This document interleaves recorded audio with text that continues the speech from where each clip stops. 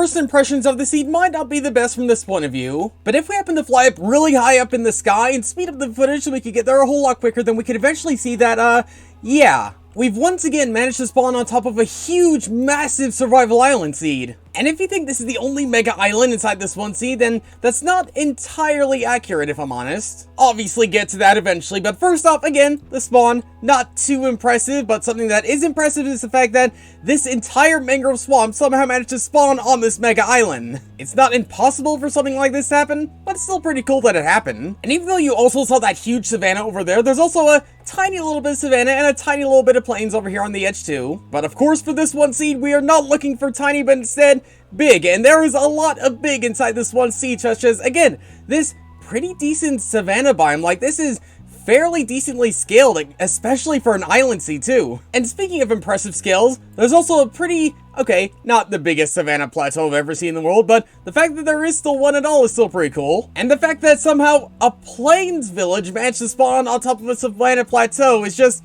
even more weird, huh? Especially when you consider the fact that the center point of the village, is like literally right here. The plains biome is like about a few blocks over around here, and then the savanna biome is literally just right here. Also, I kind of love the thin sheet of terrain just sitting itself right here, along with several layers of this thin sheet going up and down. That, and also this pretty cool blacksmith inside this kind of cave, half cave. Well, I mean, half a cave is still kind of a cave at least. Just as much as how half another portal is still technically another portal. But we can of course change that. And since we're here, ooh, you know, on second thought, we can ignore this. We can ignore this for now. Because this seed is all about islands, and really, really massive islands too. Because, again, not only is there this pretty decent sized mega island right here at spawn, but there's also at least a handful of other mega islands around spawn. One of which being literally just over here, and yeah, this is kind of expected, finding a mushroom island in the middle of the ocean. I mean, this isn't anything new, but it's still cool the fact that it's here at all. And didn't I say mega islands? I mean,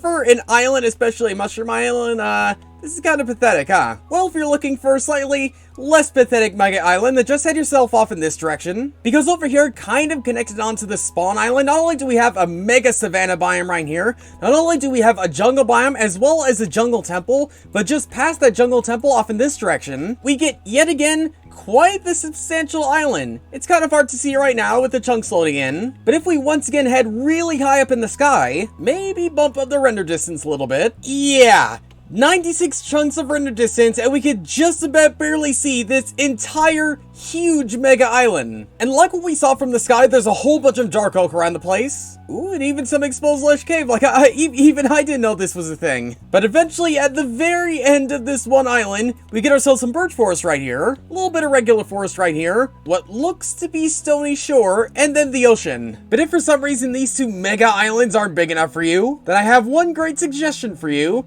Just work on mainland.